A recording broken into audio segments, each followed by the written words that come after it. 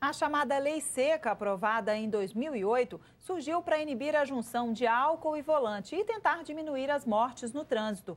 Mas enquanto algumas pesquisas apontam redução no número de acidentes, outras mostram que não é bem assim e que o Brasil ainda é um dos campeões de mortes nas ruas e nas estradas.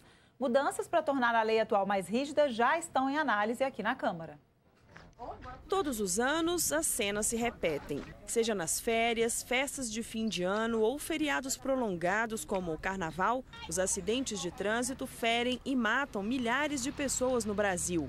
Desde que foi criada em 2008, a chamada Lei Seca tenta reduzir os acidentes no trânsito. Mas como ninguém pode ser obrigado a produzir prova contra si mesmo, a recusa em fazer o teste do bafômetro tem tornado a fiscalização mais difícil. Uma proposta do Senado em análise na Câmara deixa a lei mais rígida e prevê outros recursos para se comprovar a embriaguez do condutor, como o uso de testemunhas, por exemplo. Hoje, como é que se prova um crime? Por meio de imagens, fotografias, por meio de testemunhas. A ideia é que a prova de que o sujeito conduz o veículo sob efeito de álcool, embriagado, também possa ser feito por esses meios, por meios que demonstrem que ele não tinha coordenação motora, que ele estava com a sua capacidade física comprometida, enfim, qualquer outro meio de prova. O deputado Hugo Leal é o relator da proposta que veio do Senado. Além da possibilidade de aceitar outras provas além do bafômetro, o texto reduz para 0 a quantidade de álcool tolerada. O deputado afirma que a lei seca tem sim surtido efeito, mas que precisa ser mais rigorosa. A lei benefícios ela já trouxe, ela já tem estabelecido um pacto com a sociedade bastante positivo. O que ela precisa é de uma adequação, principalmente na que refere à questão das provas do motorista que está embriagado. Não especificar somente a prova do exame de sangue ou do etilômetro, ampliar um pouco esse escopo que produzirá um resultado mais efetivo, principalmente com relação à fiscalização. Apesar das campanhas pelo endurecimento da lei, nem todos concordam. Este deputado acredita que antes de mexer no texto, é preciso fazer funcionar a lei como está hoje. Eu dirijo muito à noite, né? Até por atividade parlamentar e porque é médico, sempre eu estou dirigindo à noite. Eu nunca fui parado numa blitz. Então acredito que a gente nem tem um aparato hoje policial para estar fazendo blitz, para estar fazendo o teste do bafômetro. Então acho que nós temos que ter medidas coercitivas, enérgicas, fortes, e temos que ter conscientização, trabalho de conscientização. Está postando tudo no teste do bafômetro, eu acho que nós vamos fazer uma grande discussão e não temos nem aparato policial suficiente para que isso ocorra de uma maneira adequada. Balanço parcial divulgado pela Polícia Rodoviária Federal revela que o número de mortes em acidentes de trânsito nas rodovias federais durante os 3 primeiros dias do Carnaval caiu em relação ao mesmo período do ano passado. Foram registradas 122 mortes em 2012 contra 135 em 2011. Redução de 27,4% no número de acidentes e de 9,6% no número de mortes. O número de feridos também caiu 29,4%.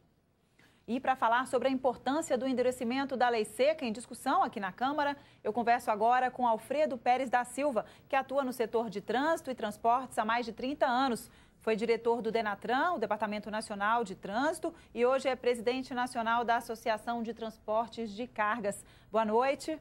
Boa noite, prazer participar do programa. Eu que agradeço a sua participação.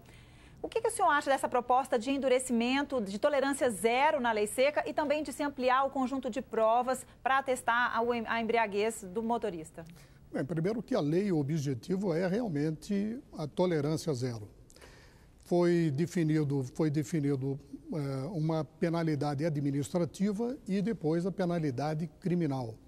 A grande dúvida que ficou é, embora a gente tenha vários artigos que digam que, e resoluções do contrário, que diga que existem outras formas de você provar embriaguez, o artigo 306 fala em nível de álcool no sangue.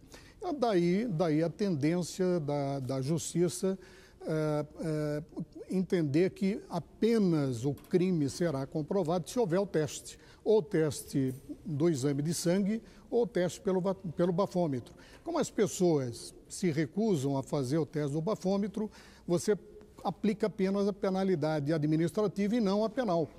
Agora, Nós temos na legislação brasileira, por exemplo, a legislação do teste de paternidade.